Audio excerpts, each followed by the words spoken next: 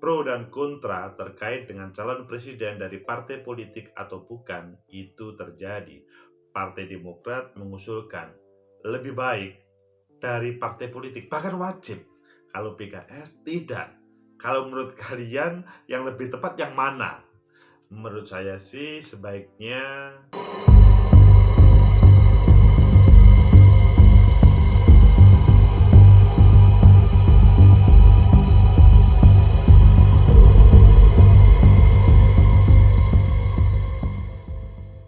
Assalamualaikum warahmatullahi wabarakatuh. Salam sejahtera untuk kita semuanya. Pecinta masa depan negeri, hari ini pro dan kontra siapa yang menjadi calon presiden.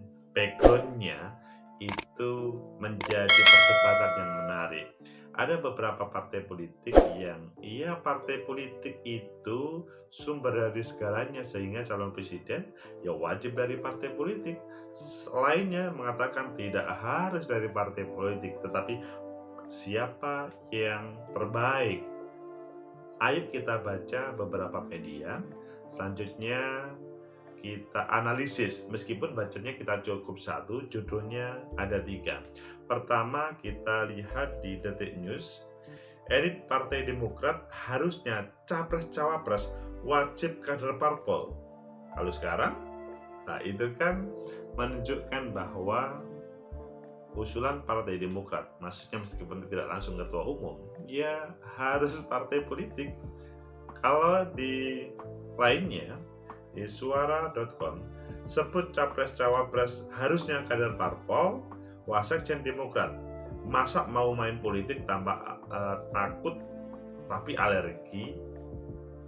Itu adalah judul yang sindiran yang luar biasa terhadap orang kalian yang tertarik di partai politik, maksudnya tertarik menjadi calon presiden, tetapi berbicara partai politik dia alergi.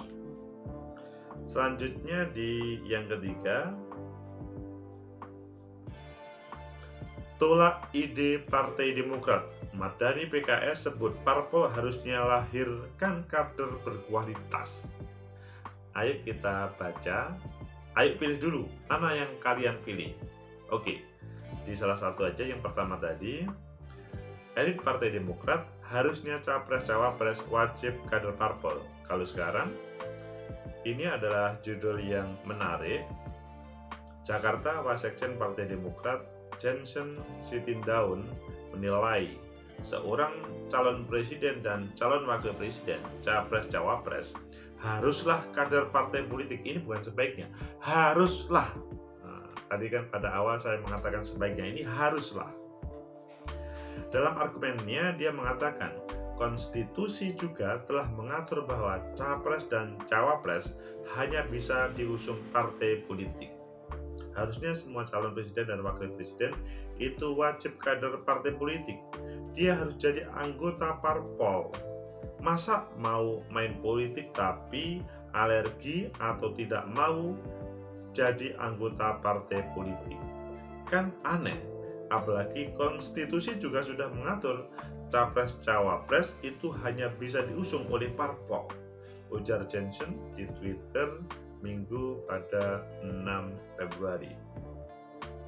Itu yang menjadi pemicu. Jadi awalnya tweet di Twitter bahwa dia harus dari partai politik, jangan alergi, ya pokoknya partai politik. Johnson menyarankan agar setiap orang menginginkan jabatan publik dipilih agar menjadi anggota parpol. Saran lainnya, menurut dia, seorang capres dan cawapres dapat mendirikan parpol sendiri. Hal itu dia nilai agar capres dan cawapres mengetahui beban berat dalam membangun partai politik. Jadi logikanya berangkat dari mengelola partai politik itu berat. Berbeda dengan yang tidak mengelola, ini menurut dia.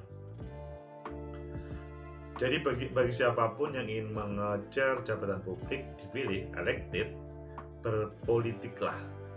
Jangan safety players. Silahkan masuk parpol yang sudah ada atau sekalian Anda dirikan partai politik sendiri. biar Anda tahu juga berapa beratnya membangun partai di Indonesia yang maha luas ini. Jansen menutup utas tweetannya itu dengan menyebut, tak masuk di logika apabila seseorang yang terjun di dunia politik tapi alergi dan takut menjadi anggota partai politik. Dia menilai produk hukum yang mengatur soal pencalonan presiden dan wakil presiden kedepannya harus mengatur demikian. Bahkan menyarankan, kalimatnya begini, sekali lagi, sebagai penutup, tidak ada logikanya mau main politik tapi alergi dan takut jadi anggota partai politik. Ingin duduk di jabatan publik dipilih yang diusung parpol, tapi tak mau berparpol. Aturan kita ke depan harus mengarah ke sana. Kalau sekarang masih bisa, silahkan saja. Wah, seakan-akan ini Partai Demokrat ini akan menjadi pemenang karena akan diatur. Karena ini kan partai politik lainnya belum berbicara. Itulah yang kita baca. Jadi elit PD harusnya capres-cawapres wajib kader partai politik. Pecinta masa depan negeri, kalau kita menelusuri tentang jejak capres-cawapres yang ada di Indonesia, memang ada beberapa yang berawal dari partai politik, ada yang beberapa tidak. Misalkan kalau kita melihat mulai dari presiden pertama Bung Karno, ya dia memang partai politik, politisi unggul, dan sampai di penjara berapa kali oleh penguasa Belanda pada waktu itu. Begitu juga Jepang. Kemudian Presiden Soeharto. Kalau Presiden Soeharto kita paham beliau dibesarkan oleh TNI dan sampai akhir tidak pernah menjadi ketua umum partai politik. Tapi kalau menjadi dewan penasehat atau lainnya mungkin iya. Tetapi waktu itu Partai Golkar, bukan partai sih, golongan karya. Dan kalau kita selanjutnya Pak Habibie, sampai hari ini Pak Habibie belum pernah masuk ke partai politik kecuali mungkin dewan penasihat atau pengarah lainnya, bukan ketua umum. Kalau Gus Dur, kita pahami pernah menjadi ketua umum PKB. Bu Megawati, partai presiden selanjutnya pernah menjadi, sampai hari ini menjadi ketua PDI Perjuangan. Pak Susilo Bambang Yudhoyono, kita pahami pada awal beliau itu atau sebelum 2004 bukan partai politik, tetapi menjelang 2004 mendirikan partai politik, Partai Demokrat, dan beliau menjadi ketua umum dan bisa terpilih menjadi presiden. Dan selanjutnya kalau wakilnya Pak SBY pertama kali kan Pak Yusuf Kala, pada waktu itu semua mengenal pasti adalah dari Partai Politik Golkar, dari Partai Golkar. Yang periode kedua wakilnya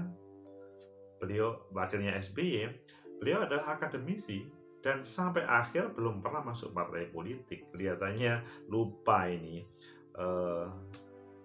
bahwa di partainya sendiri, Johnson Sitindaun ini lupa bahwa pernah wakil presiden yang tidak berasal dari partai politik.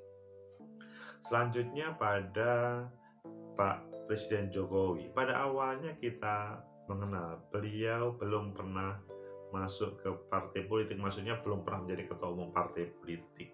Mungkin kalau dewan pengarah, penasihat mungkin coba dikoreksi, tetapi ketua umum partai politik sampai hari ini beliau belum pernah. Bahwa di 2007 menjadi wali kota, di 2012 menjadi gubernur DKI, beliau juga bukan ketua umum partai politik, dan di 2014 menjadi calon presiden dan terpilih juga sampai hari ini bukan ketua partai politik. Kalau mungkin dimasukkan ke dewan pakar dan penasihat mungkin, tapi kalau ngomong ketua umum partai politik, Pak Jokowi juga belum pernah. Wakilnya Pak Maruf Amin dahulu memang pernah menjadi anggota DPRD dari P3, dan sebelumnya kalau Pak Yusuf Kala kita tahu tadi, wakilnya Pak Jokowi pertama, beliau pernah menjadi aktivis di Partai Golkar. Jadi pecinta masa depan negeri beragam terkait dengan latar belakangnya. Namun tahu-tahu Johnson Sitindaun Wasekjen Partai Demokrat memberikan cuitan yang super, capres-cawapres wajib kader partai politik. Itu kalau kita evaluasi, pertama bahwa pernyataan ini tidak mendasar terhadap pengalaman partai politiknya dahulu ketika menampilkan Pak Budiono sebagai wakil presiden, sebagai wakil presiden periode kedua dari Pak SBY.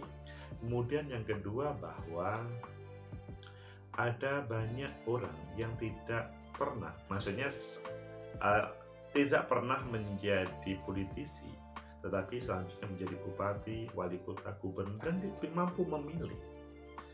Selanjutnya yang ketiga bahwa juga Pak Presiden Jokowi hari ini belum pernah menjadi ketua umum partai politik.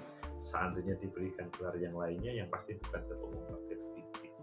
Jadi berdasarkan itu semua, berdasarkan realitas yang ada, sebetulnya disampaikan Johnson itu ya kurang masuk akal sih ketika wajib.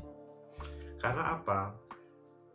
Kalau kedua, selain kita ngomong tentang background terkait dengan atau historis terkait dengan proses pemilihan presiden dan wakil presiden, kita juga melihat apa yang terjadi di Amerika atau di beberapa negara besar yang dia referensi demokrasinya bagus, bahwa di Amerika ataupun di beberapa negara lainnya, ketua partai politik itu relatif bukan menjadi calon presiden. Berbeda dengan di Indonesia yang terkadang seakan-akan calon presiden itu yang punya adalah ketua partai politik.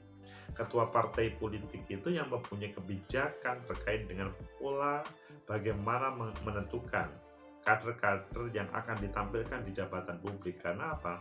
Di dalam undang-undang partai politik memang salah satu fungsi partai politik adalah menghasilkan kader, yang itu tidak harus menjadi ketua umum. Maksudnya tidak harus ketua umum yang satu-satunya kader. Jadi hal ini sebetulnya kalau mengalami referensi di beberapa negara relatif tidak terjadi. Ya memang ada sih beberapa negara yang juga menjadikan partai politik, maksudnya semua jabatan politik itu diisi oleh yang katanya Johnson tadi, yang elected, yang dipilih tadi. Tapi tidak semuanya, tidak harus dipilih dari sana. Memang yang ketiga, kata Johnson tadi kan supaya tahu bagaimana beratnya untuk mengelola kehidupan partai politik. Ya memang kita pahami, membangun partai politik, kehidupan politik itu tidak mudah, tetapi bukan berarti harus dirampas terkait dengan siapa yang menjadi capres-cawapres atau jabatan publik lainnya. Nanti kalau tidak begitu, bisa-bisa fungsi untuk menghadirkan kader hilang nanti. Kemudian yang keempat, di dalam regulasi pun sebetulnya tidak ada persyaratan seorang capres dan cawapres. Bahkan di dalam konstitusi itu wajib dari kader partai politik atau wajib ketua umum partai politik, tidak.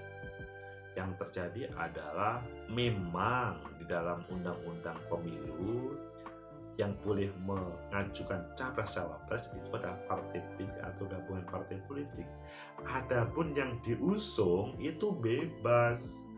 Kalau memang ketua umum partai politik berkapasitas, berkualitas, dan ditawarkan ke partai politik lainnya, oke.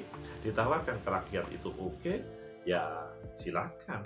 Tetapi kalau rakyat itu menolak atau bahkan ditawarkan koalisi ke capres-cawapres lain atau ke partai politik lainnya ditolak, itu kan jadi masalah. Ingat ya, yang perlu dipahami bahwa rata-rata partai politik yang ada di Indonesia itu belum bisa maju sendiri kecuali PDI Perjuangan untuk menjadi capres-cawapres sampai hari ini, sampai regulasi hari ini. Sehingga kalau Partai Demokrat juga kesulitan, kalau misalkan mempunyai calon dan ditawarkan ke yang lain tidak bersedia, itu kan menjadi masalah. Sehingga regulasi konstitusi itu sebetulnya tidak melarang capres-cawapres. Dari 4 hal tersebut, tidak ada yang mempunyai kewajiban. Orang yang menjadi capres-cawapres adalah wajib dari partai politik atau masuk partai politik. Yang mempunyai kewajiban adalah bagaimana partai politik itu kemudian mengajukan atau berkoalisi mengajukan sehingga menghadirkan calon terbaik capres-cawapres untuk Indonesia ini. Semoga bisa menjadi wacana atau masukan ya kepada yang paten capres-cawapres wajib dari partai politik. Semoga bermanfaat.